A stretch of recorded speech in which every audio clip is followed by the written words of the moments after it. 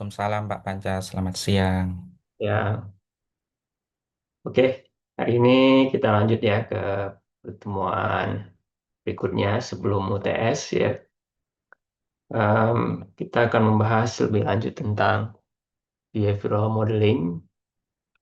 Minggu lalu sempat kita bahas juga sedikit mengenai salah satu gambar yang dihasilkan dari tahapan behavioral modeling yaitu state machine diagram ya atau behavioral state machine. Nah, kita akan coba cover juga diagram-diagram lainnya ya secara helikopter view ya. Ya nanti ini adalah salah satu teknik yang digunakan untuk tugas berikutnya ya. Nah, kalau kita skip nih delivernya ya. Minggu lalu kan kita bahas bagaimana positioning ya antara teknik-teknik pemodelan ya yang kita tulis di papan tulis ya. Nah, kalau masih ingat highlights-nya ya dari minggu lalu itu ya. Kita mulai dengan apa yang dipanggil dengan requirement ya. Requirement itu secara umum ada dua ya sifatnya. Ya, kalau jenisnya yang kita tahu ya, fungsional dan non fungsional, tapi sifatnya itu yang pertama menangkap apa yang harus dilakukan oleh sistemnya atau what the system must do atau action dari sistemnya. Kemudian yang kedua adalah what the system must have ya, apa yang harus dimiliki atau karakteristik dari sistemnya. Nah, dua hal ini kita modelkan ya dengan beberapa teknik ya yang dikelompokkan menjadi tiga ya, yaitu yang pertama functional modeling, structural modeling, yang kedua kemudian yang terakhir behavioral modeling. Nah, masing-masing modeling teknik ini memiliki penekanan-penekanan khusus ya. Kalau di slide ini kan nih spesifik methodnya ya gitu ya. Tapi kalau kita coba lihat penekanannya di functional modeling itu sebetulnya adalah sistem behaviornya. Ya, jadi what the system must do tadi gitu ya.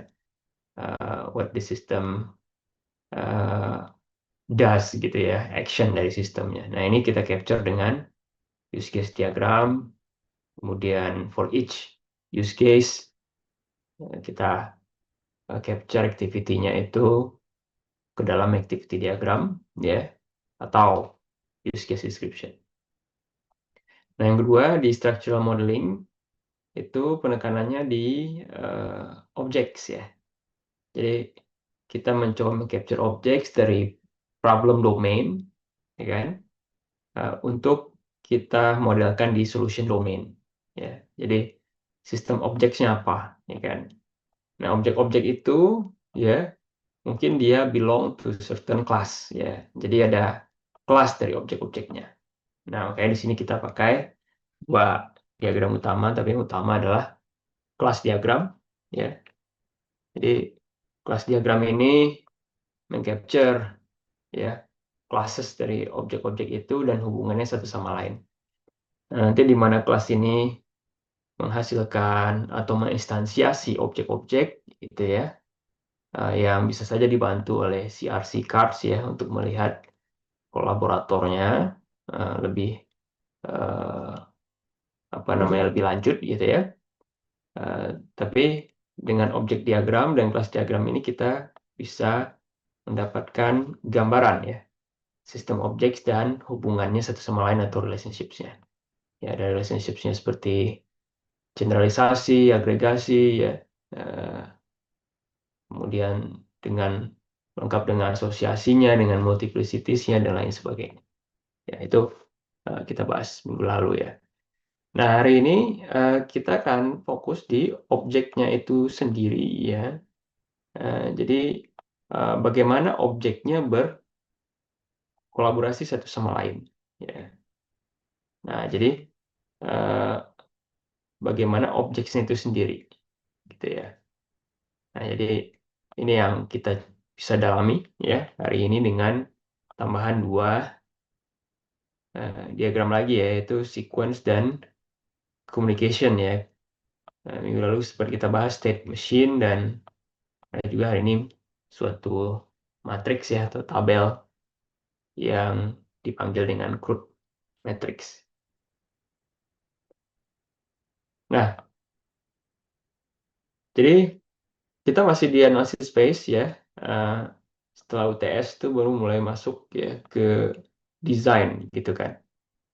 Nah, ini tadi pengulangan sedikit ya. Functional model representing system behavior, structural model, system objects dan relationship-nya.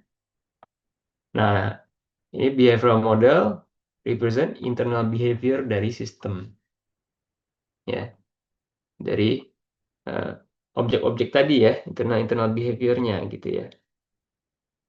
Nah, jadi kalau kita bicara internal behavior ya, eh, kita sebetulnya tidak eh, berfokus kepada implementasi teknisnya ya. Misalnya bagaimana mungkin pesan-pesan ya yang dikomunikasikan dalam suatu sistem itu ya, secara teknis itu diantarkan misalnya melalui API tertentu atau mungkin storage tertentu gitu ya. Tapi lebih kepada ya behaviornya. Ya, nanti kita lihat beberapa contoh. Ya. Nah, behavioral models describe internal behavior. Ya, dan ada eh, model types ya dari behavioral model ini ya. Nah, dan pertama adalah interaction diagram. Ya, interaction diagram yang terdiri dari dua ya, sequence dan communication diagram. Kemudian juga ada diagram terkait perubahan ya di dalam data-data terkait dari objek ya. Minggu lalu seperti kita bahas yaitu behavioral state machine. Ya. Nah, ini tadi yang disampaikan ya, tidak bagaimana dia diimplementasikan gitu ya. Nah, kalau kita lihat di slide selanjutnya, di slide 6 ini ya. Jadi, analis view the problem as a set of use cases. Nah, ini pandangan ya, atau view dari analis ya, permasalahan terkait pengembangan suatu sistem informasi itu dilihat lagi dari penggunaannya gitu ya, dari kegunaan-kegunaannya terkait dengan proses bisnisnya di functional model, dan itu didukung oleh ya objek-objeknya tadi ya. Nah, ini di capture dengan structural model ya. Nah, behavioral models ya, bagaimana objeknya berinteraksi tadi ya. Ya. Nah, untuk mendukung use case-nya gitu. Ya, jadi kalau definisi dari objeknya sendiri itu di structural modelnya kan. Dan bagaimana objek tadi berinteraksi, nah ini baru di behavioral modelnya. Dan ketika kita membuat model ini, ya, begitu juga dengan ketika kita membuat model structural minggu lalu, ya, mungkin kita akan mendapatkan atau discover, ya, perubahan-perubahan ya yang mungkin akan mengupdate model-model sebelumnya, gitu ya. Nah, ini maksudnya di sini prosesnya adalah proses yang iteratif, ya, jadi bisa saja di kesempatan pertama di functional model, di structural model ya kita eh, mungkin miss ya beberapa eh, mungkin hal-hal yang penting ya yang bisa dilakukan untuk perbaikan model-model sebelumnya.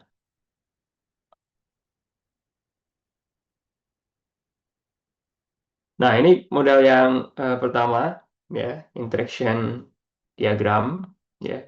Kalau kita lihat di sini ada elemen-elemennya ya.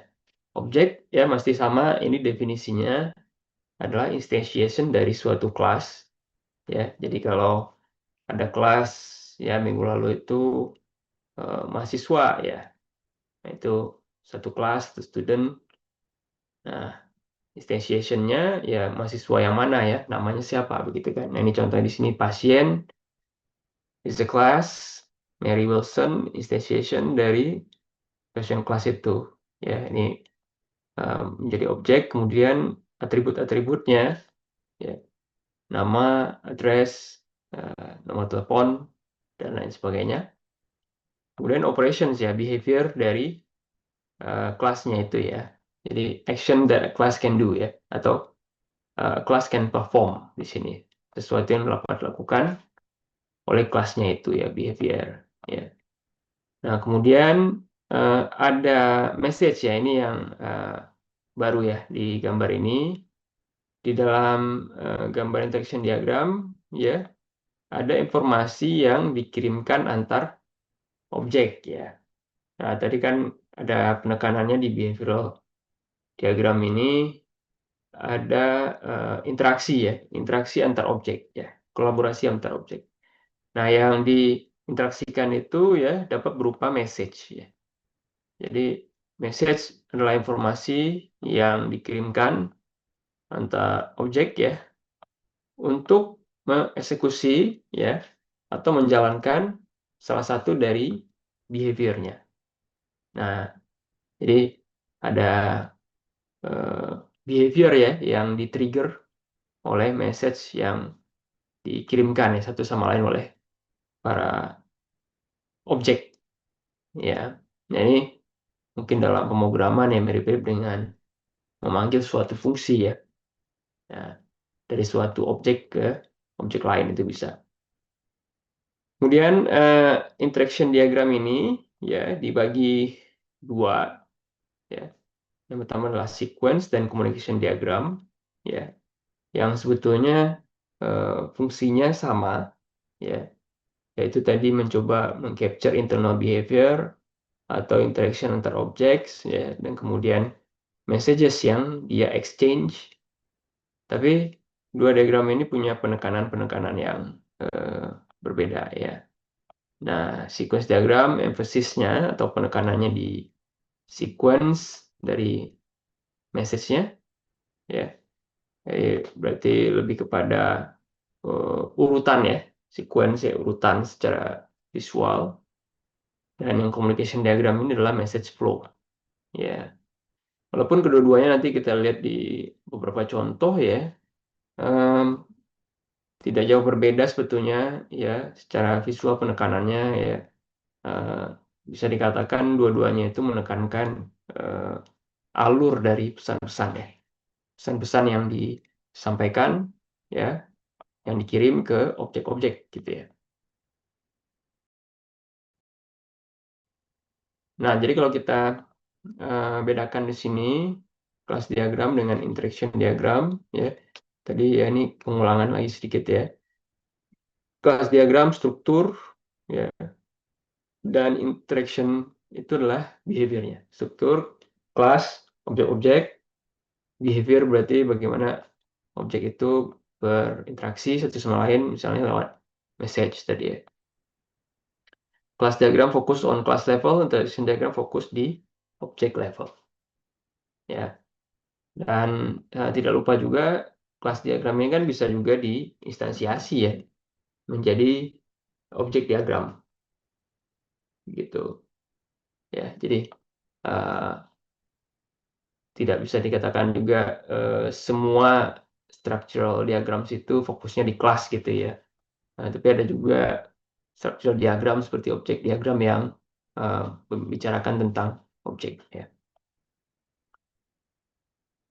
Nah, ini tadi objek ya, instantiation of a class. Kita bahas minggu lalu ada person, place, thing ya. Combination dari ini atribut ya, ini masih sama ya definisinya ya. Operations, behavior dari suatu instance, dari suatu kelas ya. Messages adalah information sent to objects ya. Ini kayak pengulangan dari tadi. Ini dua diagram tadi. Nah, sequence ya. Illustrate the objects that participate in single use case. Jadi konteksnya satu use case ya. Sama sebetulnya level of granularity-nya dengan activity diagram ya. Maksudnya kalau di activity diagram itu kan satu use case, satu activity diagram. Ya. Begitu juga dengan sequence diagram ini ya. Jadi satu use case, single use case itu ya ada di satu sequence diagram. Ya. Nah, tugas kita adalah mencoba meng-capture objek-objeknya, ya, dan bagaimana sequence of message. Ya, jadi urutan ya, urutan ya, secara visual gitu, sequence of urutan message-nya yang pass between objects. Nah, jadi memfasilitasi pemahaman ya dari use case yang mungkin saja kompleks. Ya, dan harusnya mengcapture juga kemungkinan-kemungkinan ya, skenario dari suatu use case ya. Nah, ini satu hal lagi yang mirip dengan activity diagram ya, bahwa semua kemungkinan skenario itu berarti ada decision-decisionnya gitu ya. Ada condition-condition yang mengatur mungkin percabangan ya, percabangan dari suatu interaksi ya antar objek misalnya begitu ya. Nah, kemudian ada juga namanya instance diagram kalau misalnya ada satu skenario ya, skenario. Jadi mungkin ada beberapa skenario, misalnya tadi pasien ya, ada pasien lama, pasien baru. Nah, pasien lama dengan pasien baru bisa saja berbeda skenarionya, dan kita bisa mengcapture bagaimana interaksi objeknya itu dalam dua diagram berbeda ya, atau satu saja ya, semua skenario itu dalam suatu sequence diagram untuk satu use case, misalnya untuk pendaftaran pasien, misalnya untuk pasien lama dan pasien baru. Nah, ini dalam bentuk tabel sintaks ya. Nah, kita refresh sedikit ya. Ada aktornya di sini, term, definition, simbol. Ya. Aktor adalah aktor human ya, person, atau aktor sistem ya, bentuknya stickman untuk human. Aktor sistem dengan rectangle seperti ini ada label aktor.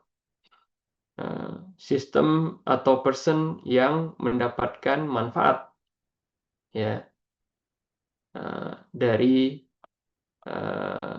sistemnya ya.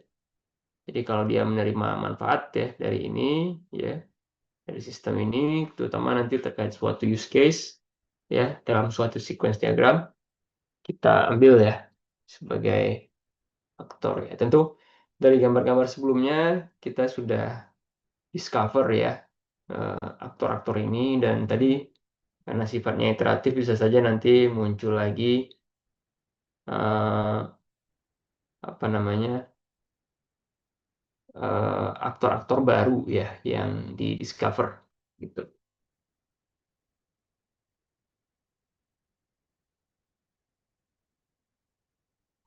Oke, selanjutnya objek ya. Nah, ini objek agak berbeda sedikit ya. Kalau tadi aktor rectangle ya, kemudian nama aktornya. Objek ini ya perlu kita denote di sini kelasnya apa begitu. Ya. Nah, objek berpartisipasi dalam suatu sequence ya yang mengirim dan menerima message ya. Nah, ini ditempatkan nanti di atas diagram ya. Ada objeknya siapa? Mary Wilson tadi misalnya kelasnya adalah pasien gitu ya. Lifeline ya. Lifeline seperti namanya adalah betul. Lifeline itu garis kehidupannya ya, apa namanya? Sejauh mana ya suatu objek itu live gitu ya dalam suatu sequence gitu ya. Nah, bisa saja nanti di suatu titik tertentu gitu ya dia tidak lagi berinteraksi gitu ya, si objek ini nanti akan diberikan tanda X gitu ya, jadi dia sudah selesai live-nya gitu ya, sudah diterminasi. Nah, execution occurrence long narrow rectangle on top of a lifeline ya. Jadi ini mengindikasikan ya kapan suatu objek itu mengirimkan atau menerima pesan, ya. Dan tentu ada pesannya itu sendiri ya. Sini pesan, message, ya, information atau informasi dari suatu objek ke objek eh, lainnya. Dan kemudian ada operation call, ya, yang dilabeli dengan message yang dikirim. Kalau kita tandai di sini ya dengan panah yang solid ya istilahnya di sini ya. Jadi tidak putus-putus ya. Jadi ini operation call tadi ya. Ini berarti ini behavior yang tadi ya. Jadi behaviornya, message-nya di atas ya. Dan kemudian uh, return ya. Return dengan value yang dibawa ya. Nah, ini adalah panah-panah yang putus-putus sini. Nah, tadi kalau kita bicara skenario ada condition-condition tertentu yang bisa saja ya menentukan ya skenario-skenario yang akan dijalankan, gitu ya. Nah, jadi ini kita panggil dengan guard ya, guard condition. Jadi ada suatu setelah di sini tes ya. Tes ini ditentukan oleh certain kriteria ya yang harus dipenuhi supaya tadi misalnya suatu message itu dikirimkan ya, dan kemudian objeknya mendapatkan return value ya. Nah, ini dimulai dengan apa nih namanya, square bracket ya, condition ya, kemudian message-nya apa ya. Jadi sebelum message tadi diberikan condition ya. Jadi message-nya apa, sebelum message itu diberikan condition. Nah, distraction tadi yang X ya, distraction ya. The end of object lifeline, dan kita berikan konteks of sequence diagram ya. Tadi terkait suatu suatu use case ya. Oke. Nah, ini satu sampel mungkin kita coba pahami dulu ya.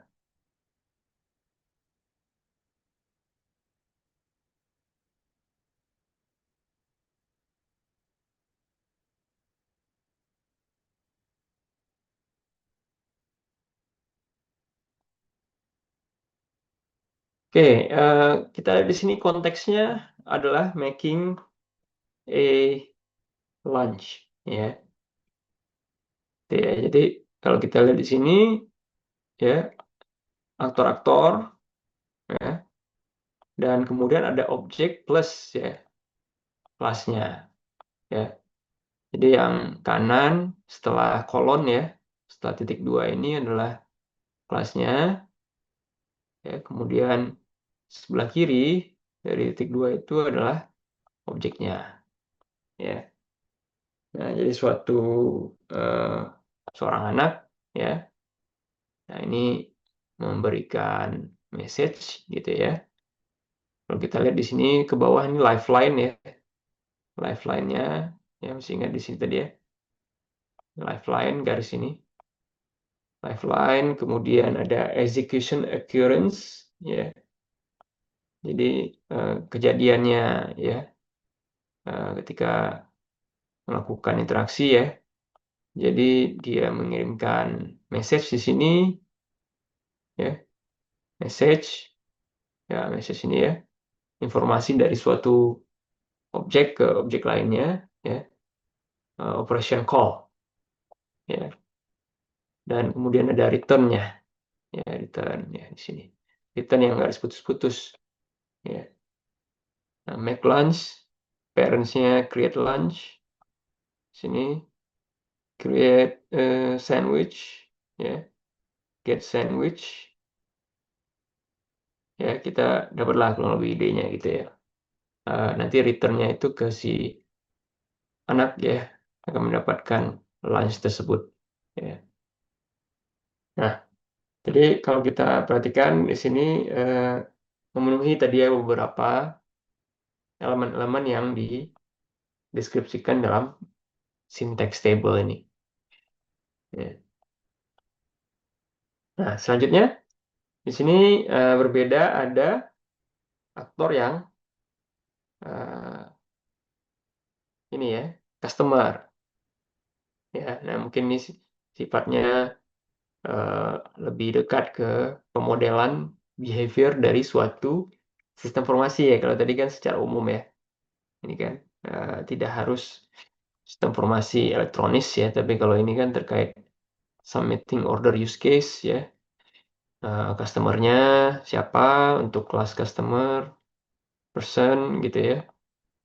Nah, kemudian di sini dia submit order request, kemudian submit credit request ya kalau ingin membayar misalnya secara kredit ya, dan kemudian memberikan respons ya atau return value ya untuk satu skenario sepertinya ini ya, karena tidak ada guard conditionnya ya, ini khusus untuk submit credit request yang kreditnya denied gitu ya, tidak ada kredit yang diterima ya. Nah, ini perluasan make appointment use case. Di slide-slide sebelumnya ada contoh appointment use case untuk activity diagram ya, jadi bisa dicek nanti ya keselarasannya. Nah, kalau kita perhatikan di sini request appointment ya, ini ada beberapa atribut yang dimasukkan ke dalam operation call-nya ya. Jadi pasien request appointment with certain name dan address ya. Kirimkan message tersebut ke resepsionis dan resepsionis akan melookup mengirimkan ya lookup message ya, lookup patient message ke sistemnya di sini ya. Jadi ada kelas pasien, kelas unpaid bill, appointment ya, kayak seorang pasien tadi ya yang di awal ada aktor humannya. Jadi kalau ada pasiennya itu ada ya, berarti ini uh, guard condition tadi ya. Dia akan lookup bills-nya apakah ada yang belum terbayarkan ya. Nah, kalau diperhatikan tadi ada existing occurrence-nya ini ya sesuai dengan sebetulnya kapan gitu ya concern-nya itu ya, kalau tadi kita baca di sini. Ya ini. Jadi eh, ketika apa kapan si message-nya itu tadi dieksekusi. Ya. Oke, ini lookup lagi tadi match appointment ya, new to cancel appointment, kemudian appointment times, ada appointment yang match ya, kemudian di create appointment. Ya. Nah, kalau lagi begitu, nah ini contoh lagi, bentar. Ya ini kayaknya mulai dari use case ya, ini bagus contohnya. Oke, kita lihat dari use case ya. Ini di pertemuan terkait use case sudah sempat juga pernah kita bahas ya, muncul ya. Library Management System, ada beberapa proses besar di sini, major proses atau use case. Ada 5 proses overdue books ya, buku-buku yang belum dikembalikan, kemudian mengelola koleksi buku. Ya, ini diasosiasikan dengan pustakawan, librarian. Kemudian borrower atau peminjam buku dapat meminjam buku, mencari koleksi buku, dan mengembalikan buku yang semuanya subject to certain conditions. Misalnya kalau borrowernya itu mahasiswa, bisa dicek ke registrar office. Kalau borrowernya dosen misalnya atau staff bisa dicek ke personal office ya. Nah, dua offices ini adalah aktor aktor sistem ya. Bisa saja dicek misalnya kalau mahasiswa itu ke siap misalnya untuk dilihat apakah mahasiswanya aktif apa tidak ya, atau ada tunggakan apa tidak ya sebelum dia minjem buku. Itu juga dengan misalnya dosen ya, ke sistem misalnya informasi sumber daya manusianya. Nah, jadi kalau kita ambil salah satu tadi ya untuk borrow books misalnya gini ya, activity ya, kan ada starting node ya, ada end node, eh, kemudian rectangle dengan round corner berarti ini activity ya, berarti ini activity diagram. Kemudian ada diamond di sini untuk decision, untuk memvalidasi apakah melihat kondisi apakah kartunya valid gitu ya misalnya. Ya. Kalau valid ya check overdue books and fines ya. Ada nggak buku yang sama denda ya yang tertunggak? Ya. Nah, kalau tidak ada bisa meminjam buku ya. Nah, di sebelah kanan ya ini adalah eh, sequence ya sequence diagram dari activity diagram tadi terkait use case borrow books ya. Jadi borrow books. Jadi yang di sini berarti, ini kan, di sini berarti. Nah, jadi masih ingat tadi behavioral model yang dalam kasus ini adalah sequence diagram, ya. Kita memodelkan internal behavior dan interaksi antar objek, ya kan? Dan interaksi antar objek itu tidak muncul ya di dalam activity diagram, gitu ya. Memang bisa ya kalau kita misalnya mau mencoba juga memunculkan ya aktor-aktornya ya, tapi tidak sedetail misalnya messages-nya apa gitu ya. Kalau misalnya eh, di activity diagram tadi kita pakai swim lane ya atau kolom-kolom. Nah, jadi ada kolom-kolom yang di kita buat di sini ya namanya swim swim lane ya atau eh, siapa misalnya aktor-aktor ya yang terkait dengan suatu activity. Ya. Student check out books. Ya, ini message-nya. Ya, check out books. Kemudian librarian ID card ya. Ini message untuk menanyakan ID card. Ya, kemudian mendapatkan ID card as a return. Valid ID number. Ya. Kalau valid ya, tidak ada overdue, cari bukunya dan kemudian uh, dipinjam bukunya dan diserahkan kepada student ya. Nah, ini kan antar objek ya, yang tentunya ada nama-nama kelasnya di sini gitu ya. Kalau ada objek name-nya sudah ada ya, ini dituliskan ya. Ini sepertinya nggak lengkap ya. Tapi kalau ada ininya, objek name-nya ya, silakan disampaikan di sini.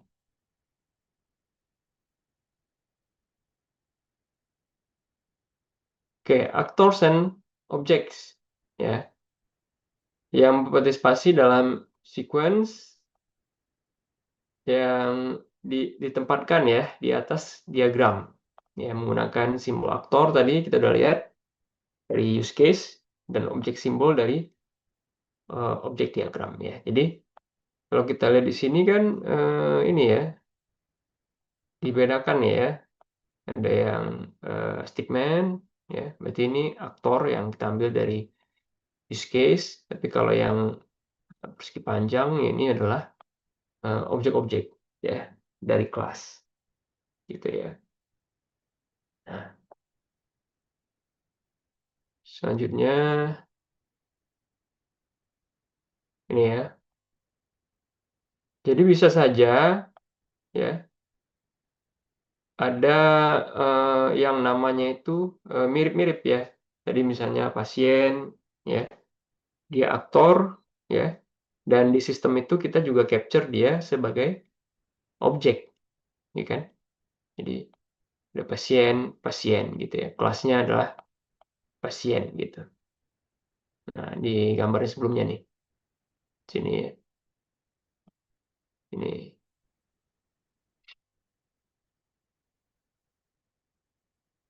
Nah, kemudian untuk setiap objek,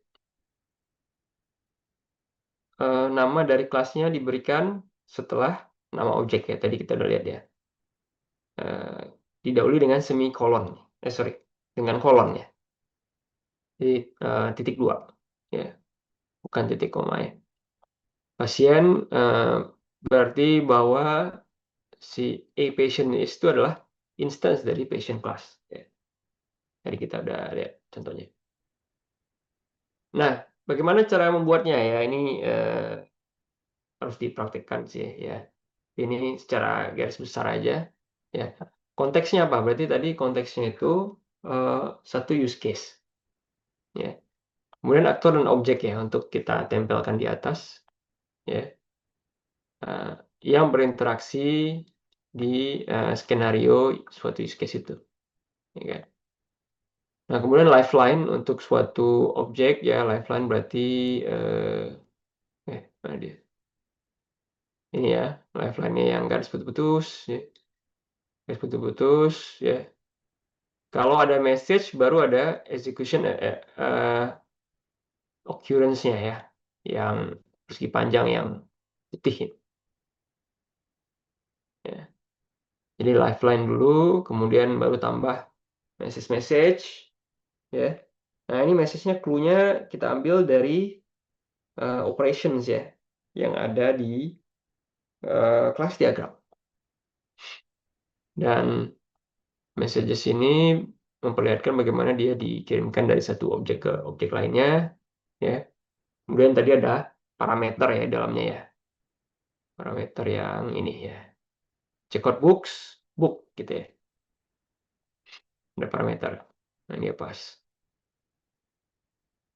Kemudian return values di mana tadi ada garis putus-putus. Ya. Execution occurrence tadi udah kita tambahkan terkait dengan lifeline suatu objek. Ya, jadi lifeline-nya student librarian ini ya sepanjang use case ini begitu kan. Nah, kecuali objek-objek lain ya yang bisa saja itu tidak sepanjang itu gitu ya execution occurrence-nya. Nah, kemudian memvalidasi ya. Nah, ini kita lakukan walkthrough ya untuk lihat apakah langkah-langkah tadi urutan ya sequence-nya itu dari message-nya itu memang sudah merefleksikan realitasnya. Nah, ini alternatif dari sequence diagram ya untuk melihat dependencies among objects ya. Ketergantungan antara objek-objek ya. Kemudian masih sama seperti gambar sebelumnya itu memperlihatkan pesan-pesan yang dikirimkan antar objek ya. Dan hubungannya satu sama lain seperti apa ya.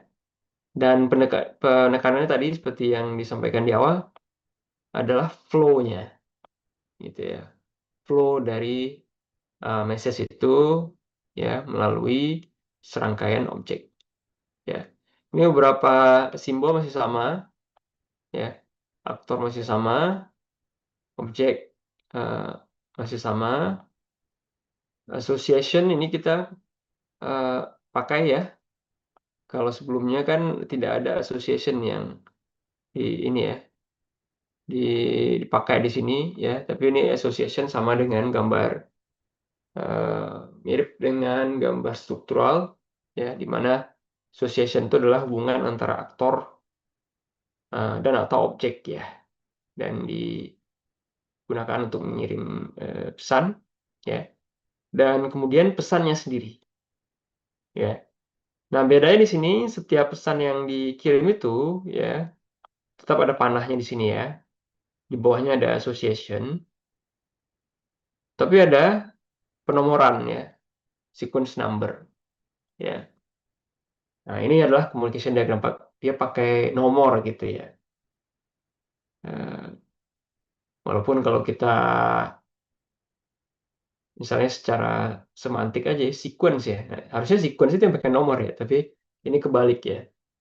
Communication diagram ya, pakai nomor. Kalau sequence itu urutannya dari atas ke bawah itu yang menandakan sequence-nya.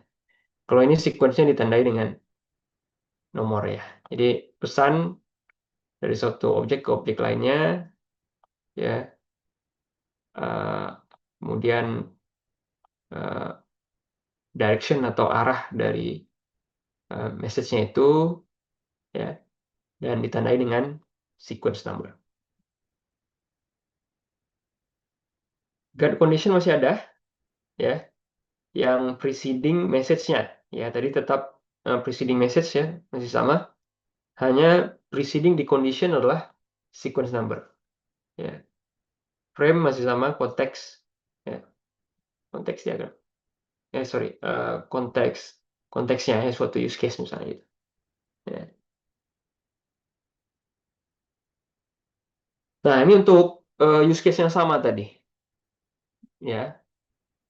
Maksudnya sama dengan yang ini tadi ya. Make appointment. Pasien, resepsionis, dua aktor, tiga objek ya. Nah, kalau kita buat ya alternatif diagramnya pakai combination diagram ya seperti ini. Nah, ini asosiasi-asosiasi tadi ya. Asosiasi antara pasien dan resepsionis, resepsionis ke pasien ya. Ini ke sini, ini ke sini ya. Kemudian kalau untuk message perhatikan ininya. Apa namanya nih? Arrow ya. Kemudian ada sequence number. Satu, dua gitu ya. Tiga. Ya. Jadi request app, request appointment. Dalamnya ada parameter nama dan alamat. Kemudian setelah request appointment, eh, resepsionis ya. Lookup pasiennya di kelas pasien. Ya, terkait nama pasien tadi. Kemudian kalau pasiennya exist, berarti ini conditionnya ya. Lookup bills. Ya. Kemudian 4 adalah return ya. Appointment baru, appointment lama yang diubah atau dibatalkan. Gitu kan. Lalu setelah itu appointment times ya. Kemudian match appointment ya.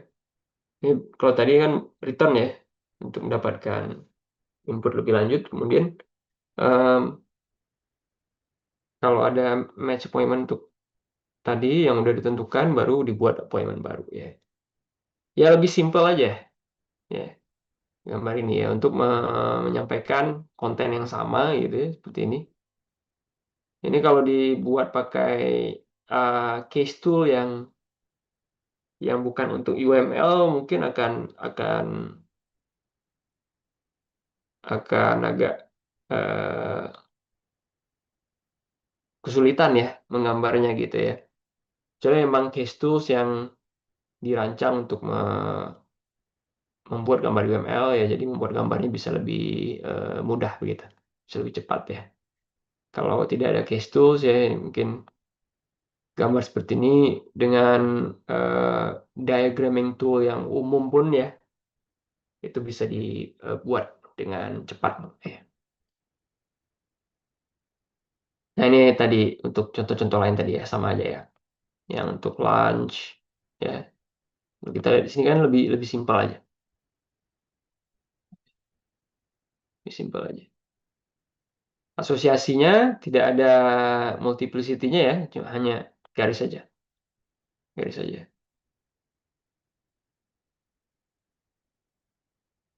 Untuk borrow books, ya ini alternatifnya.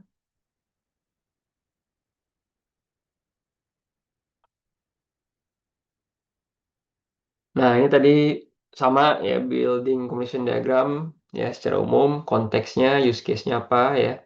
Make sure ini ada frame-nya di sini. Frame, ya. Objek aktor, asosiasi, ini ada yang baru tadi ya, asosiasi. Layout diagram, add message, validate model. Validate tadi untuk melihat step by step-nya, sequence-nya apa sudah tepat begitu ya. Nah, objek-objek yang kompleks ya, kalau minggu lalu kita pakai istilahnya kompleks, yang bisa berubah-ubah ya, state-nya gitu, statusnya berdasarkan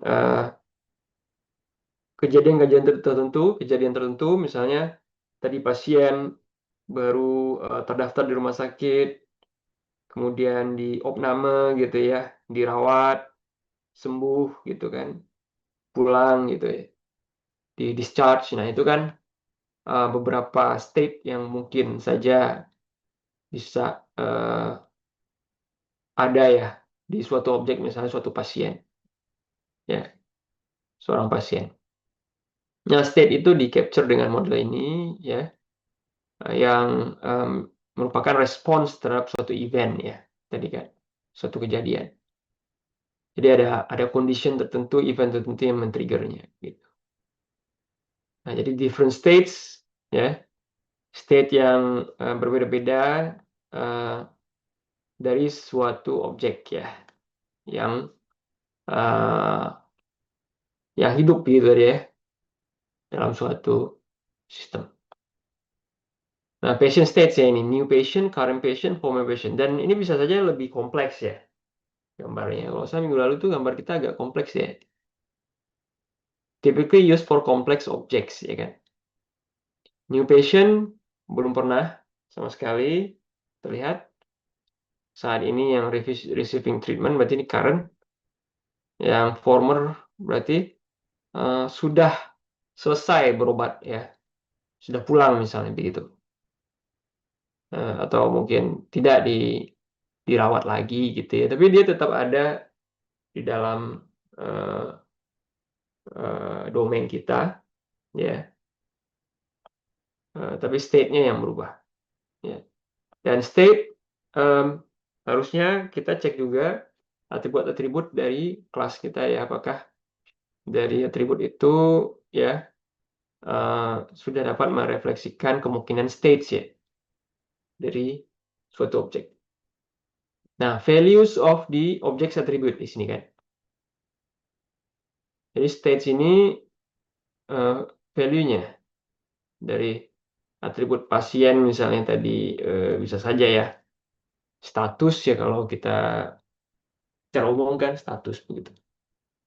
Events, kejadian-kejadian tadi yang memengaruhi perubahan di value atau nilai-nilai dari atribut dari objek itu.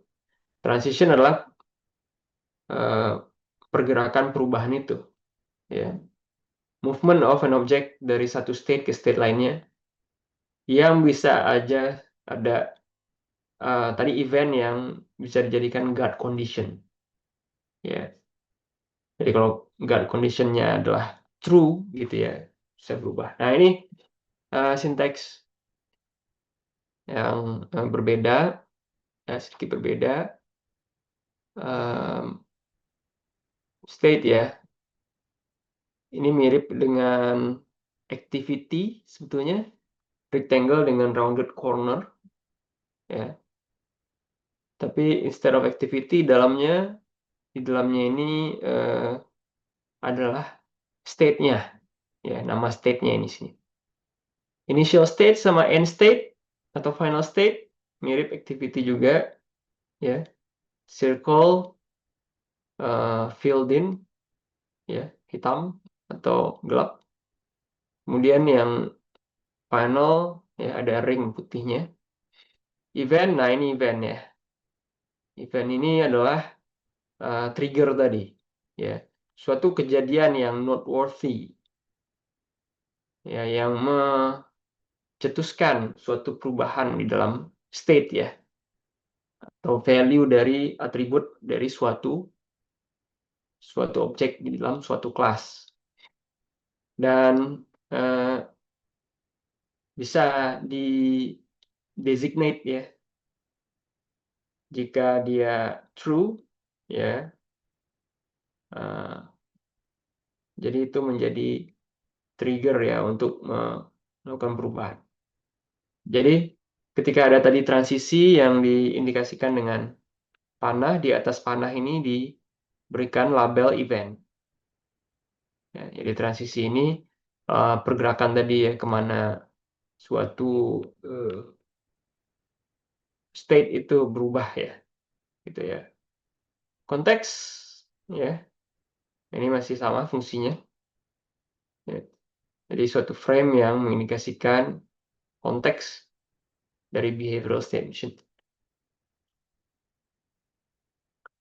Oke. Nah, konteksnya di sini bukan use case atau tadi kan di sequence diagram di sini adalah use case-nya ya. Misalnya make appointment atau borrow books gitu. Di sini konteksnya adalah si kelasnya ya, objek kelasnya. Nah, untuk pasien ya ada event ya, dan event ini bisa ada guard condition-nya ya. Eventnya pasien enters hospital, dia masuk ke hospital, checks in, admitted ya, berarti apa nih,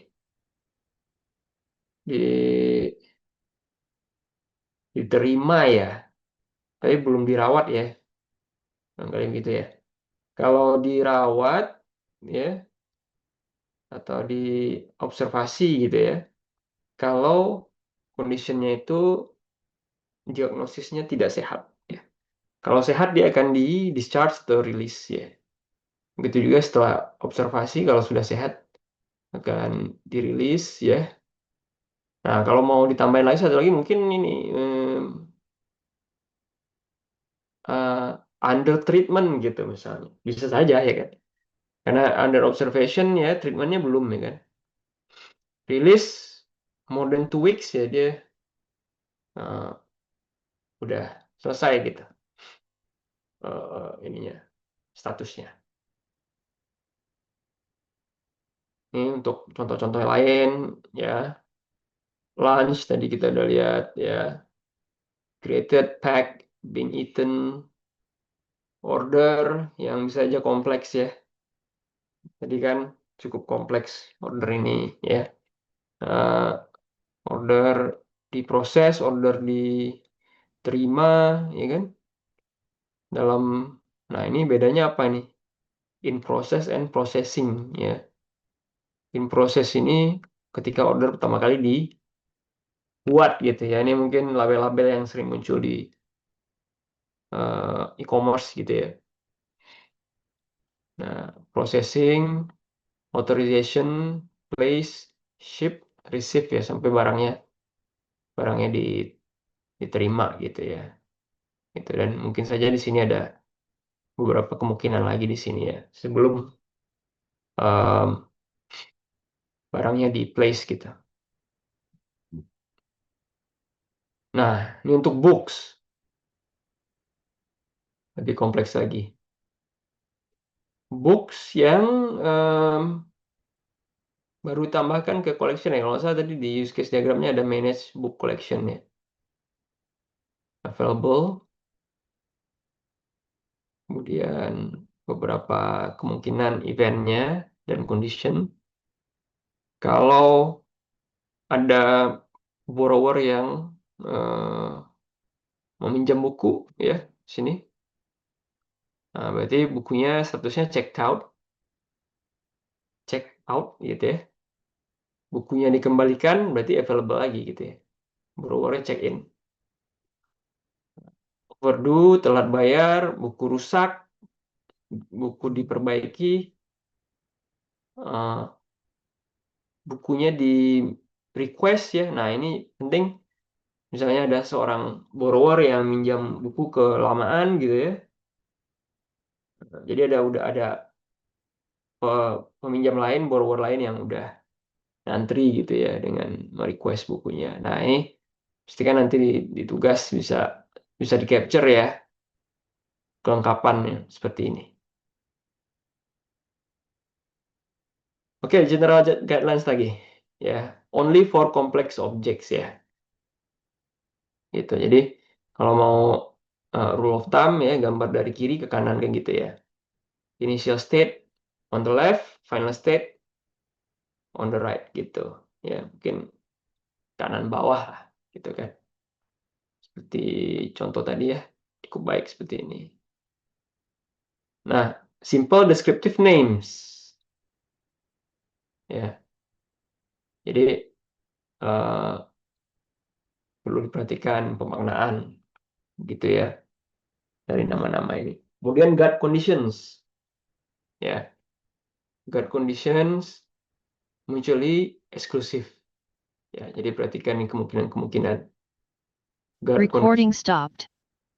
ya dari Recording in progress.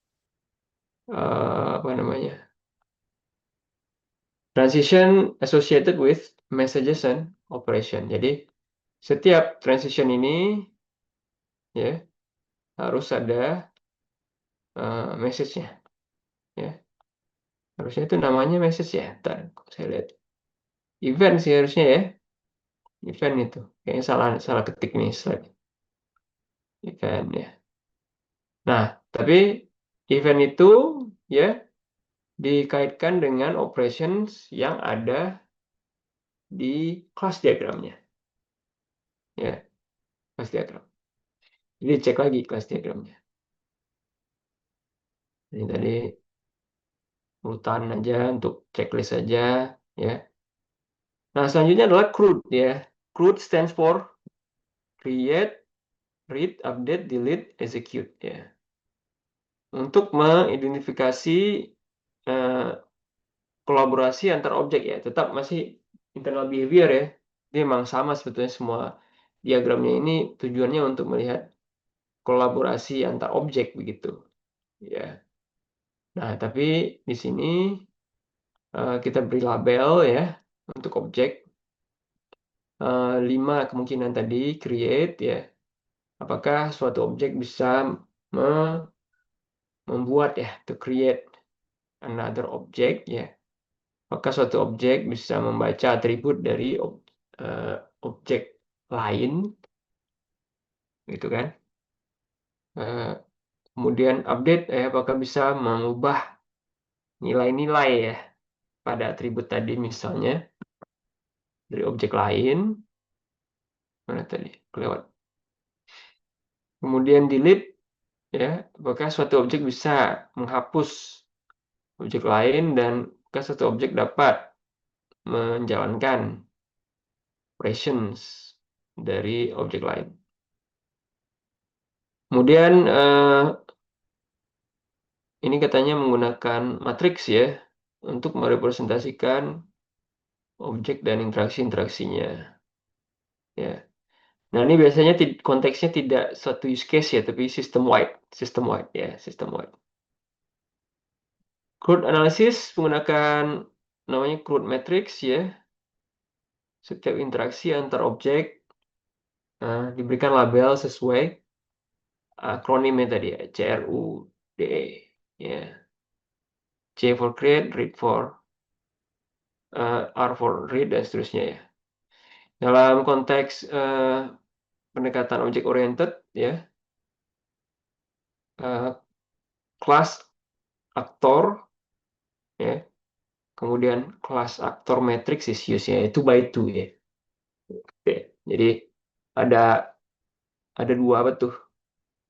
Dua dua dua apa? Dua aksis begitu ya. Nanti kita lihat contohnya. Setiap sel dalam matriks merepresentasikan interaction antara instances untuk setiap kelas. Dan tidak seperti interaction diagram tadi seperti sequence, communication, dan behavioral state machine ya. Dia system wide begitu. Jadi dibuat satu for the entire system untuk semua sistem ya, untuk memastikan bahwa misalnya suatu kelas itu bisa diinstansiasi ya, dan setiap interaksi itu bisa divalidasi untuk setiap kelas ya. Contoh, jika suatu kelas represents only temporary objects. Nah, objek yang temporer ya. Berarti ya di suatu sel ya, suatu sel, dia harus ada D gitu ya. Jadi bisa dihapus. Delete. Kalau tidak ada D ya, berarti objeknya selamanya begitu, bukan temporer ya. Jadi tidak bisa dihapus begitu kan. Nah ini ya, jadi kalau misalnya suatu tempat penyimpanan yang memuat historical data, ya, dia harusnya tidak punya ya eh, U atau D ya, berarti tidak punya apa tadi namanya ini ya interaction ya. Objek interaction itu tidak bisa mengupdate dan tidak bisa mendelete itu objek atau objek satu dengan objek lainnya. Ya, oh iya, maaf maaf maaf. Saya nggak bisa lihat ininya ya. Bentar bentar.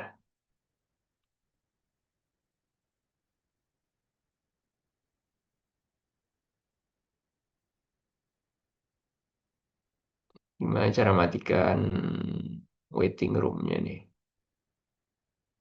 Mungkin ada yang terlempar-lempar ya.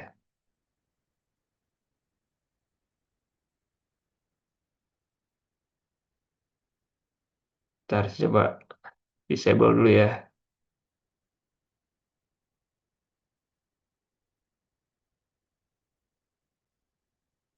Disable.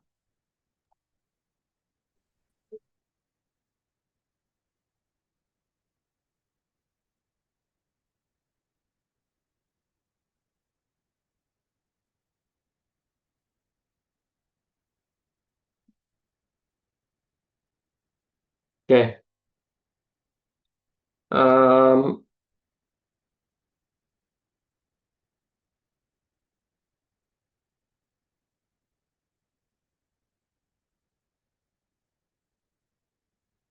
oke, apa lagi yang penting di sini ya? Code analysis.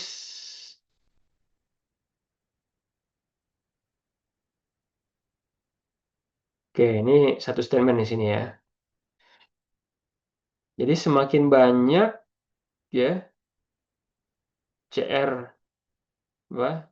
CUD entry dalam suatu kolom yang diasosiasikan dengan suatu kelas, jadi makin mungkin kemungkinannya itu dia punya kompleks objects ya, yang nanti kita bisa capture di behavioral state machine, gitu kan?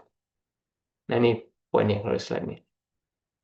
Code analysis bisa digunakan untuk memvalidasi interaksi antara objek ya di suatu sistem tadi sistem wide. Dan bisa saja ketika kita membuat code matrix ini ya nanti muncul requirements baru gitu. Ya, ya balik lagi kan ke gambar fungsional di awal, ke gambar struktural gitu ya. Mungkin ada nambah use case, nambah activity, consequently gitu ya. Dijelasin lagi nanti behaviornya, uh, dan seterusnya dan seterusnya. Ya, ketika ini ya. Nah ini maksudnya tadi yang dua aksis itu, ya, dua aksis. Ini di sini.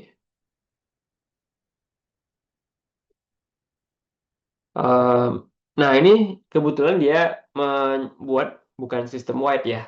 Dia buatnya satu use case.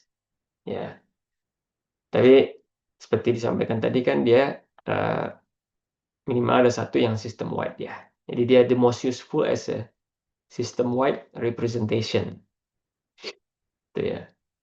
Jadi kalau kita maknai di sini, ya, bisakah misalnya satu objek itu membaca objek lainnya kan gitu tadi ya kalau kita baca di sini ya kan. Bisakah satu objek membaca atribut dari objek lainnya? Bisakah satu objek itu membuat objek lainnya? Bisakah satu objek itu mengupdate ya, mengupdate nilai dari atribut dari suatu objek lainnya? Bisakah satu objek itu menghapus objek lainnya? Bisakah objek itu mengeksekusi operations ya? Operations ya terkait function calls tadi kan dari objek lainnya. Ya. Nah, jadi untuk use case making old patient appointment, ya, use case untuk pasien lama yang membuat perjanjian gitu ya. Nah, resepsionis ya bisa membaca gitu ya atribut dari patient list ya dan juga mengganti values ya dari atribut dari patient list. Resepsionis ya. Apakah sesuai gitu kan kembali ke proses bisnisnya ya dan policy mungkin terkait proses bisnisnya yang dituangkan mungkin dalam suatu kebijakan di organisasinya, apakah memang diperbolehkan seperti itu gitu kan. Nah, jadi tadi yang dikatakan validasi ya. Mana tadi? Ya, ada tadi validasi ya, memvalidasi interaksinya itu. Ya, jadi kita harus divalidasi. Nah, ini patient to patient ya, malah dia bisa delete gitu kan. Kalau bills ya, resepsionis tidak dapat apa melakukan perubahan ya, tidak dapat melakukan update ya. Nah, jadi itu ide ininya ya. Ini lebih luas lagi ya untuk tadi yang library ya, library management system ini ya. Nah, tadi kan yang paling banyak entry-nya itu kemungkinan kompleks objek sih kan. Mana tadi statementnya? These objects, ya, which objects tadi? Code analysis bisa digunakan untuk mengidentifikasi kompleks objek.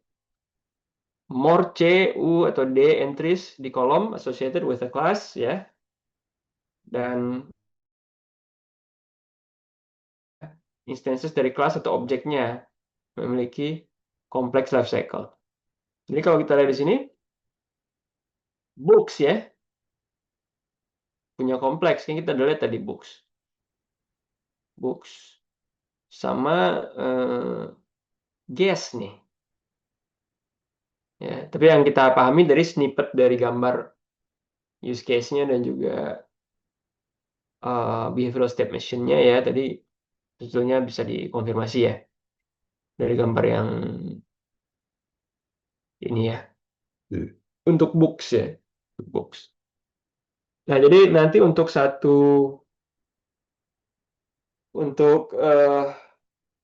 tugas ya, at least ada satu gambar apa sorry, satu matrix ya, satu matrix CRUD for the whole system wide.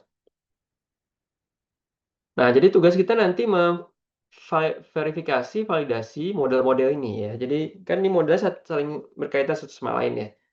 Kelas dia sorry, sequence or communication diagram dia punya messages ya, yang itu terkait dengan operations yang ada di kelas gitu kan.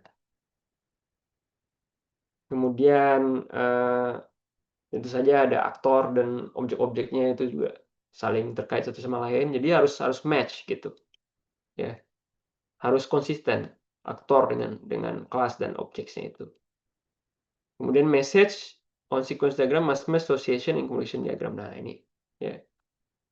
Message di sequence. Kalau kita bikin dua diagram tentu ini kan perlu ini ya. Perlu match gitu kan. Nah, kecuali kita bikin salah satu gitu ya. Kalau bikin salah satu berarti sequence-nya harus selaras dengan kelas gitu. Every message on sequence diagram must appear on association in collision diagram. Oke, karena tadi kalau kita bikin dua ya. Guard condition harus ada. Kalau tadi bikin dua juga. Sequence of messages must correspond to the top down. Oke, kalau sequence kan secara visual ya. Visual.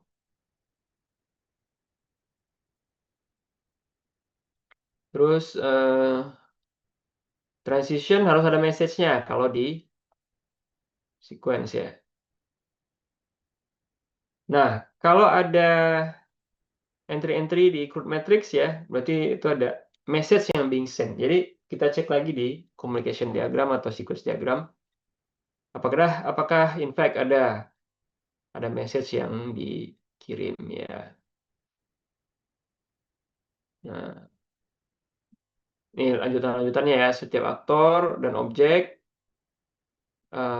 harus ada juga di ini sebetulnya lebih banyak antara keselarasan ya antara sequence dengan communication nih. Ya.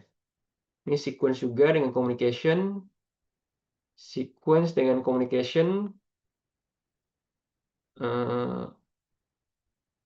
sequence dengan communication. Tapi kalau menurut saya nggak hanya dua itu aja, tapi juga perlu dicek ke gambar-gambar yang lain ya, termasuk yang di luar behavioral gitu.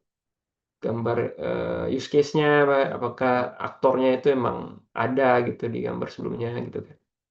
Udah kelasnya itu memang udah ada apa tidak gitu. Jadi bisa lebih menyeluruh gitu verifikasi dan validasinya tidak hanya perbandingan antar sequence dan communication yang sebetulnya kan gambar yang tujuannya sama, hanya penekanannya atau emphasisnya yang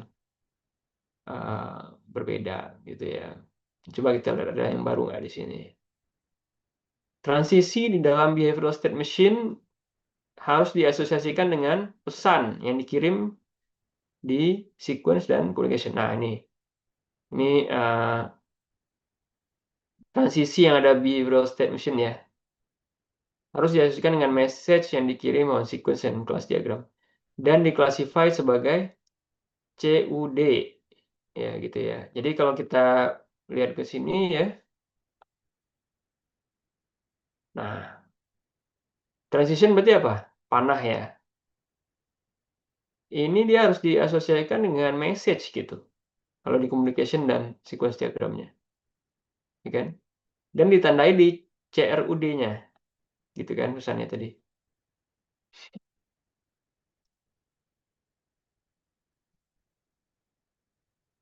Ya, transition juga udah ya. Nah, ini gambar terkait behavioral models. Tadi kita bahas ini kan. Ini kinds-nya sequence or communication diagram, behavioral state machine, ya, CRUD matrix. Nah, ini keterkaitannya tadi message ya, transition.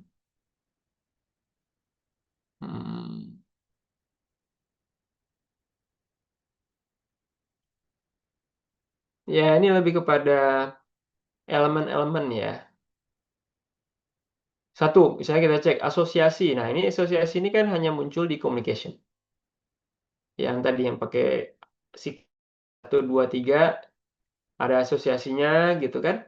Lurus, garis lurus ya, hanya ada di communication diagram. Tapi itu perlu dikaitkan dengan apa? Dengan cell entry-nya di CRUD gitu. Gitu ya. Contoh, misalnya apa nih pasien sama book yang ada ya. Kita lihat yang gambar. Nah, ini book ya. Librarian, eh, registrar ya. Librarian, borrower ya. Ini kan ini ya, association-nya ya. Harusnya association kayak gini ya, student dan juga librarian itu muncul di CRUD ya, di CRUD gitu. Ya, jadi eh, kalau pakai dua aksis tadi harusnya dia bersinggungan itu. Ya. Librarian and book ya tadi. Registernya mana registernya? Ini ya. Register ini ada librarian and register ya. Jadi asosiasi pada communication diagram ya must be reflected in crude matrix kan gitu misalnya ya. Oke, itu cara membacanya gambar yang tadi yang map ini ya. Nah, jadi kalau kita lihat sistem proposal yang merupakan salah satu deliverables dari tugas ya, dia mengkombinasikan ya semua deliverables ya yang ada di tahapan planning dan analisis ya. Ini kan eh, materi terakhir di tahapan analisis ya. Jadi dari planning berarti kan yang sudah dibuat oleh semua kelompok saya pikir kemarin itu kan ada work plan ya. Work plan, sistem request yang sudah diperbarui ya kan, visibility, requirements definition. Nah, current models ya. Tadi use case, activity sampai class, object, kemudian eh, behavioral model itu ada interaction diagram yang bisa communication or sequence dengan behavioral state machine dan juga crude matrix ya. Nah, ini semuanya masuk di proposal ya. Tentu ada stative summary ya, stative summary ya. Nah, ini template ya dan bisa dikreasikan lah. Dia harus 100% ya. Seperti ini. Nah, ini di behavioral model, set of sequence diagram, communication diagram, behavioral state machine, and crude ya. Jadi yang memodelkan internal behavior of the to be system ya. Nah, jadi penekanannya di sini tujuannya adalah memodelkan internal behavior yaitu objek dan interaksinya satu sama lain bagaimana dia mengirimkan pesan-pesan ya khususnya untuk interaction diagrams dan bagaimana kita mengcapture uh, value changes ya yang ada di complex objects itu dengan behavioral state machine ya. Dan yang terakhir itu crude matrix ya, melihat bagaimana suatu objek itu dapat ya diperbolehkan untuk melakukan certain behavior ya terhadap objek lain ya. Baik itu misalnya membaca, mengupdate, menghapus gitu kan, mengeksekusi behavior dari atau operations yang ada di objek lain gitu ya. Nah, ini di terakhir tuh appendix ya yang bisa di ini kan ya. Nah, satu lagi ya, sebelum kita diskusi, mana ya itunya ya, eh, foldernya ya.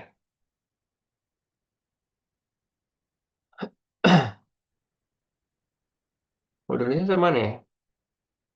Ubah nih. Creative Cloud. Ntar dulu ya, saya coba buka dulu di ini aja barangkali yang PPT-nya aja. Behavior udah, satu lagi. Moving on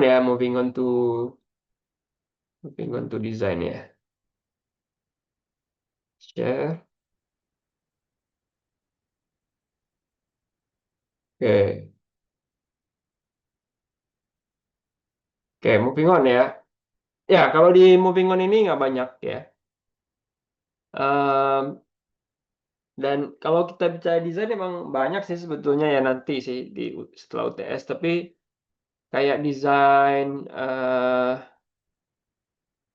misalnya apa database-nya itu kita nggak concern di situ ya.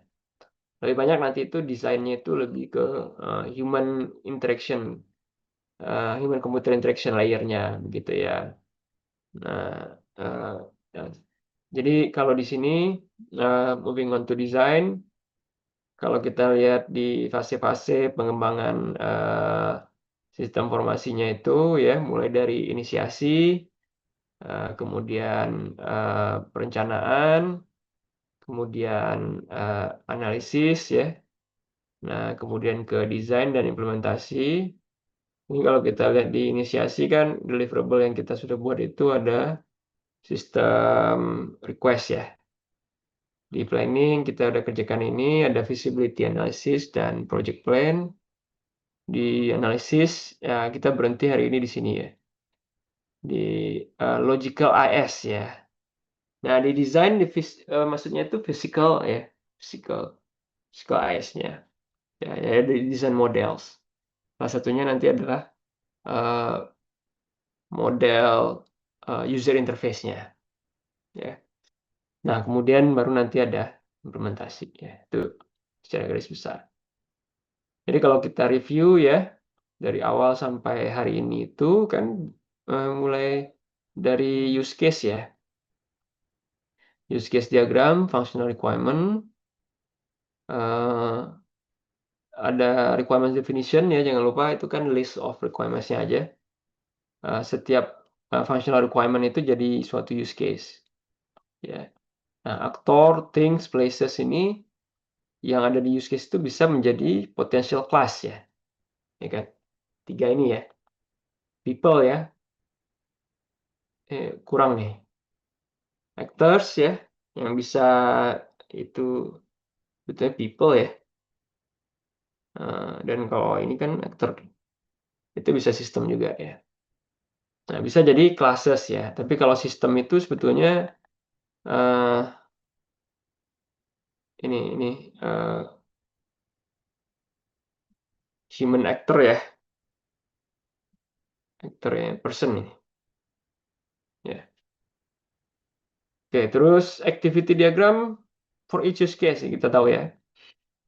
Jadi setiap use case itu didetailkan ya. Sequence of action activities-nya, validasi, walkthrough dengan pengguna. Kemudian tadi aktor-aktor yang persons tadi, things, places itu ya, kita review lagi, kita buat kelas. Ini kan kelas-kelasnya, relationship antar kelas, bisa pakai CRC untuk mendiscover kolaborasinya, siapa tahu ada atribut-atribut yang tertinggal. Gitu ya. Jadi exercise CRC to identify ya additional objects, attributes, relationships ya, operations. Nah, kemudian dibuat kelas diagramnya. Kelas diagram dan CRC bisa saja ya di walkthrough lagi ya. Baru kemudian untuk setiap use case dibuat lagi sequence of message ya. Nah, jadi bisa bisa sequence diagram atau communication diagram.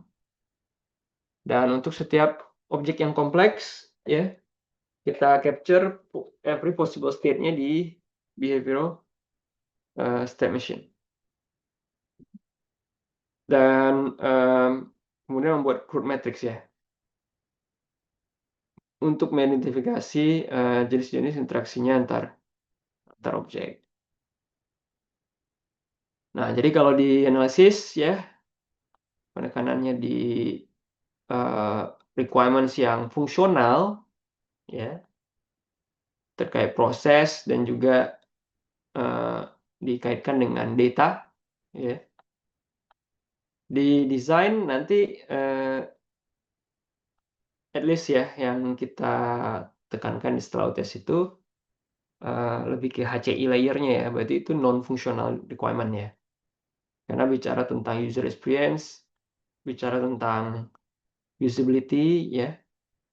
Jadi design modeling itu dia mencoba menginkorporasikan atau memasukkan ya non-functional requirements yang sejauh ini kita belum bahas sama sekali. Ya, kecuali di requirements definition kita tentukan ya, kita buat list dari requirements-nya itu. Ya.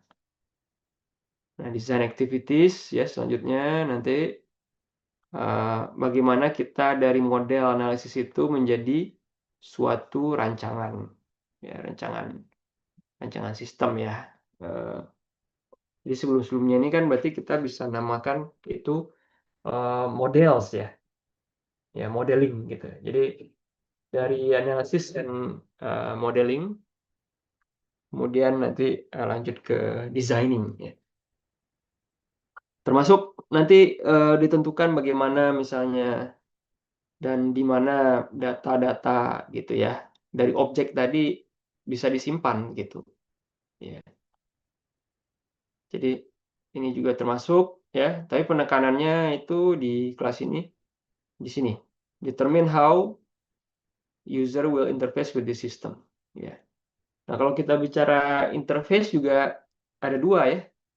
Ada sistem interface sama user interface gitu. Sistem interface bagaimana satu sistem eh, apa namanya? Satu sistem dengan sistem lainnya itu bisa berinteraksi ya. Misalnya via API begitu ya. Nah, jadi itu adalah sistem interface, tapi kalau bagaimana dengan sistem berinteraksi dengan ini manusia ya, berarti itu user interface ya. Nah, ya user interface, input, outputs ya. Jadi lebih kepada graphical user interface ya kalau sekarang kan. Bukan jenis user interface lain misalnya command line user interface. Terus di desain ya, tadi kan ada istilahnya physical IS ya, itu kan. Nah, juga ada physical architecture. Ya, jadi um, terkait infrastruktur teknologi informasi yang nanti mendukung ya implementasi dari sistem informasi yang kita rancang. Jadi bagaimana nanti ya arsitektur infrastrukturnya gitu ya. Apakah berbasis cloud gitu misalnya, dan kalau berbasis cloud apa saja teknologi stack-nya gitu ya. Apa saja aplikasi-aplikasi yang berjalan di atasnya dan bagaimana mungkin um, cloud instances-nya berhubungan satu sama lain ya. Nah, jadi itu concern nanti di physical architecture setelah human computer interaction layer design. Nah, jadi desain nanti sangat berhubungan ya atau interrelated dengan analisis ya, dan perlu going back and forth ya untuk melihat relevansi ya antara desain yang kita buat dengan analisis ya. Jadi makanya di analisis itu kita harusnya tidak ada design decision dulu gitu ya. Termasuk ketika membuat activity diagram gitu ya. Jadi tidak ada asumsi dari si analisis itu untuk menggunakan misalnya user interface design elemen tertentu begitu ya. Misalnya user mengklik drop down gitu-gitu kan. Nah, jadi itu kan sudah mengindikasikan ada elemen desain tertentu yang dipakai nanti di user interface-nya gitu ya. Itu sebetulnya kita hindari ya supaya nanti ketika merancang user interface ya, graphical user interface, kita tidak terkunci gitu dari model analisis yang ada di gambar sebelumnya. Nah, jadi di analisis ini ya, tugas kita sebagai analis adalah selain membuat gambar-gambar tadi ya, membuat model-model, diagram-diagram, kita memverifikasi dan melakukan validasi. Ya. Nah, tergantung metodologi yang kita pakai juga ya. Kalau misalnya kita menggunakan metodologi prototyping ya tentu ada pekerjaan desain yang sudah mulai dilakukan ya, di mana desain itu sendiri yang nanti berupa prototipe yang diberikan ke user ya, di mana user akan melakukan membantu kita memvalidasinya gitu ya. Tapi kalau bukan yang berbasis prototyping ya, itu kita bisa memvalidasi model-modelnya itu minimal dengan cara walkthrough. Ya. Nah, setelah model-model itu tervalidasi, baru dilakukan konversi ya atau evolving ya into design models. Ya, nah jadi setelah direview menjadi design models, termasuk tadi ya environment dari sistemnya, teknologi infrastrukturnya. Nah, di desain kalau kita lihat bukunya itu sebetulnya ada 4 ya. Jadi kita akan skip the first two nih, ya di sini ya. Ini di kelas manajemen data yang nomor 2 ya, harusnya ya mendalami di situ. Kalau physical architecture kan di infrastruktur juga bahas ya. Jadi knowledge yang ada di infrastruktur, kelas infrastruktur teknologi informasi itu bisa manfaatkan ya untuk membuat physical architecture layer design. Walaupun kita akan nanti setelah UTS akan membahas ini. Ya, seperti deployment diagram, spesifikasi hardware software ya. Nah, ini tadi yang saya sampaikan ya, user interface layer design ya. Yang satu juga kita skip tadi ya.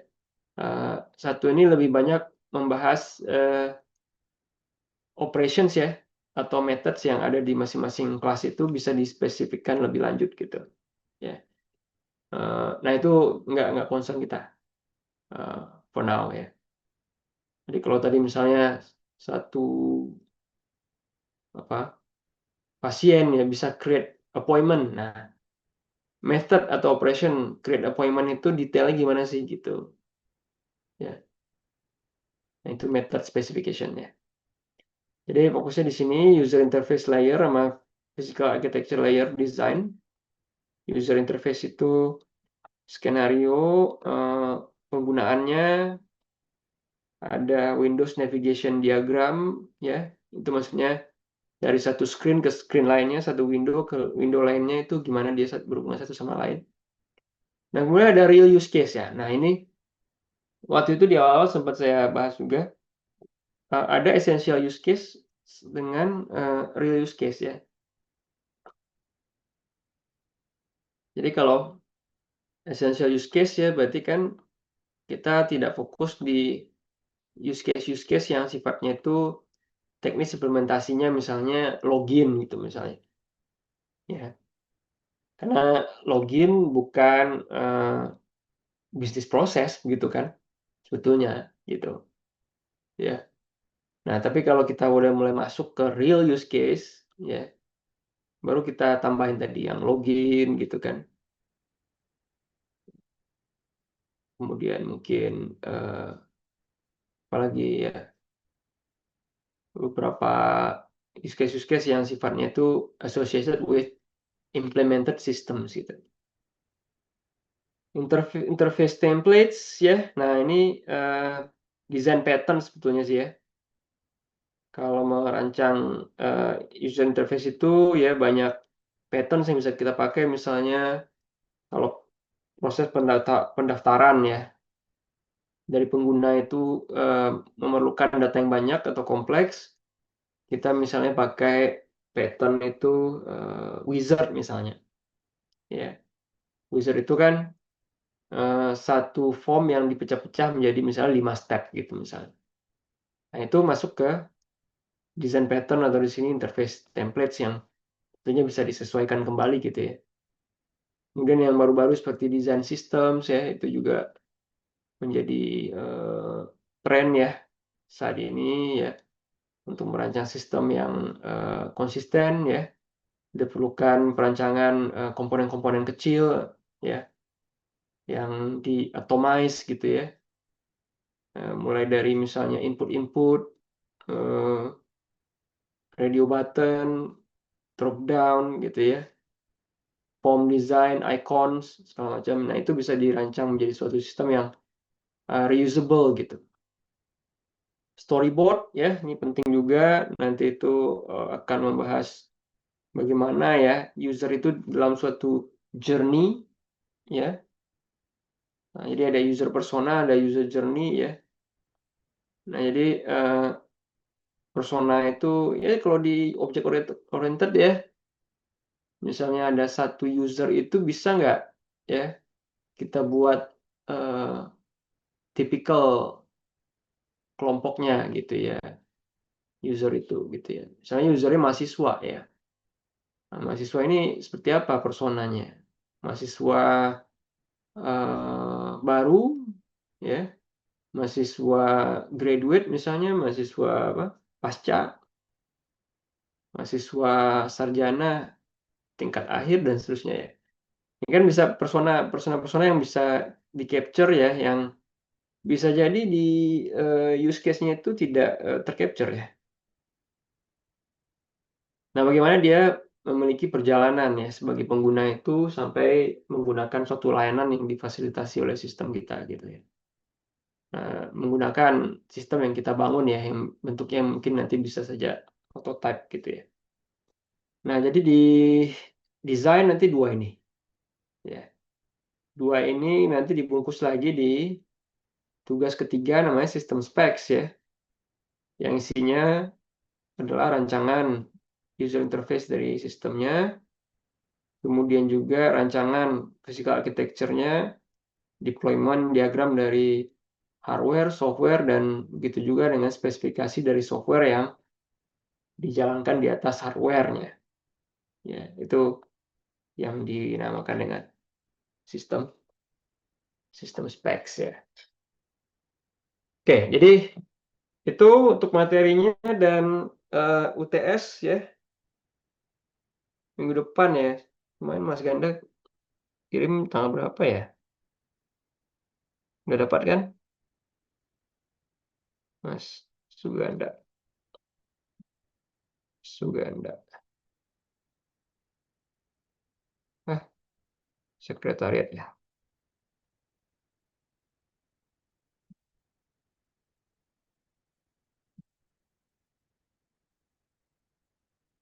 UTS 13 Oktober.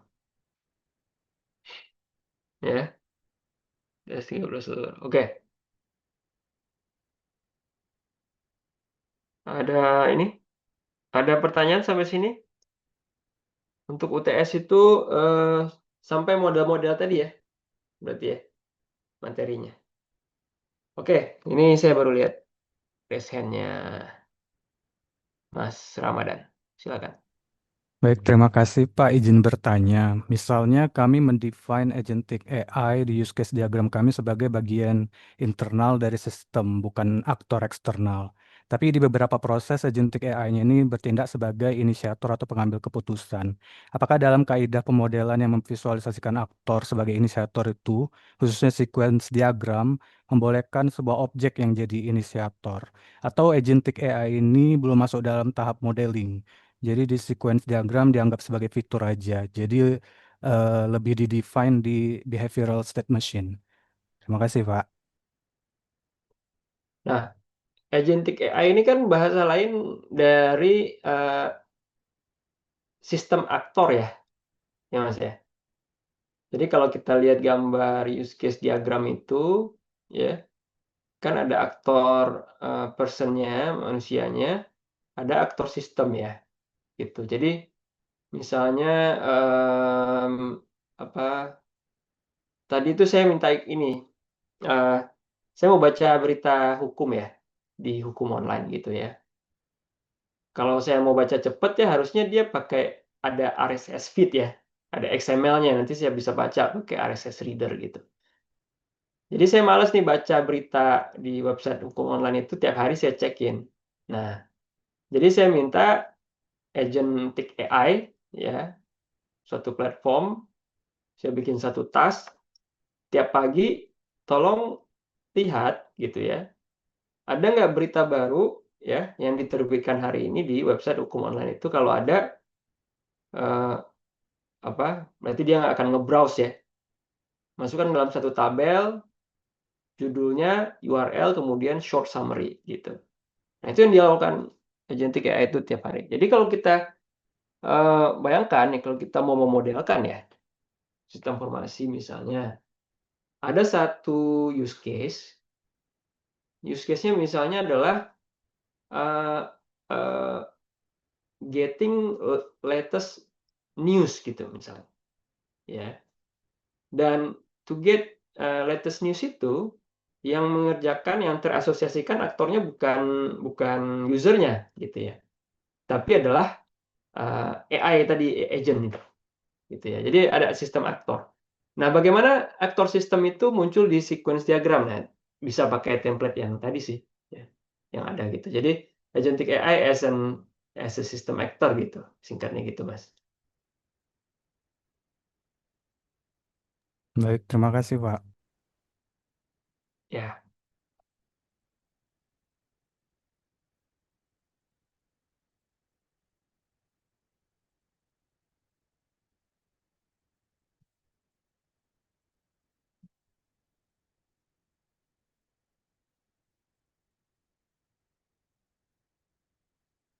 oke. Jadi nanti tugasnya, sorry, tugas lagi. UAS ya, UAS, pekerjaannya adalah membuat gambar-gambar, ya. Pastikan teman-teman sudah terbiasa dulu membuat gambar-gambar ya, gambar-gambar teknis ya. Eh,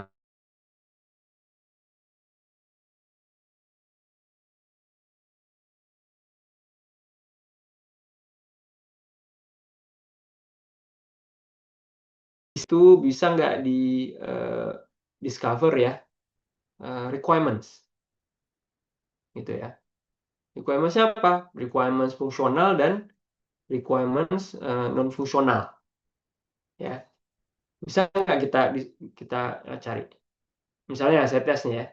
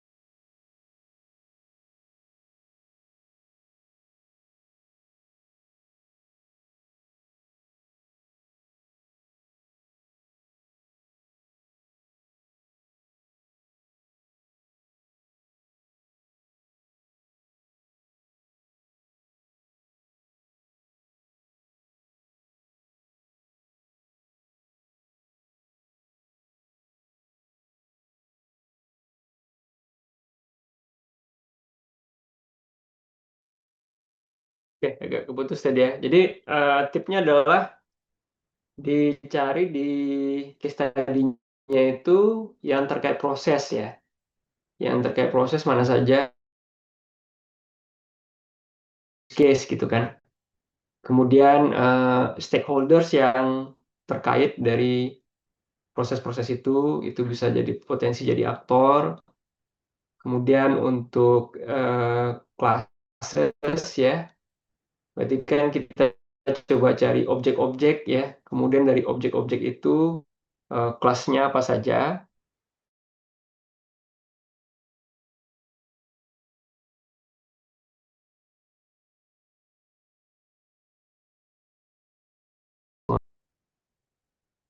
Halo, tes, suara masuk? Masuk, masuk Udah ya. Pak. Oke, tadi berhenti Yes, Pak. di kelas diagram ya. Jadi cari objek-objeknya, person, things, apa, place, di node, kemudian dicoba buat kelasnya, identify atribut-atributnya, kemudian jangan lupa apa, operationsnya, kemudian bagaimana objek-objek dari kelas itu berinteraksi, itu per use case dibuat, ya. Kemudian complex objects ya, ada behavioral state machine. Kemudian untuk CRUD ya, dipastikan satu sistem wide bisa di exercise. Ya. Nah, nanti siap-siap untuk membuat gambar itu semua dan matrix CRUD ya untuk UTS. Itu bocorannya untuk UTS. Kedengeran ya? Dengaran Pak. Ya, berarti UTS-nya udah ketahuan ya, tinggal jawabannya aja.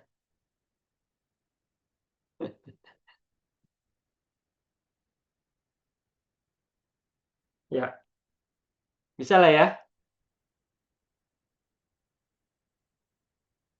Alhamdulillah bisa ya. Oke, selamat belajar untuk tes. Kita leave early ya hari ini ya. Bisa dimanfaatkan waktunya untuk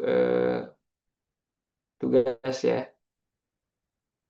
Dan persiapan UTS ya. Kalau udah bisa bikin gambar-gambarnya, udah berarti udah bisa dapat nilai maksimal itu secara teori ya. Gitu kan. Tinggal praktek. Gitu. Oke, sip. Thank you semua ya. Kita ketemu insya Allah di UTS nanti ya. Nanti saya insya Allah datang UTS kalau tidak ada halangan. Oke, terima kasih semuanya ya. Saya tutup dulu. Assalamualaikum warahmatullahi wabarakatuh. Waalaikumsalam Waalaikumsalam warahmatullahi warahmatullahi Terima kasih Pak Panca. wabarakatuh. Terima kasih Pak. Terima wabarakatuh. Terima kasih. kasih semuanya izin live ya. Yuk. Malam. Bapak.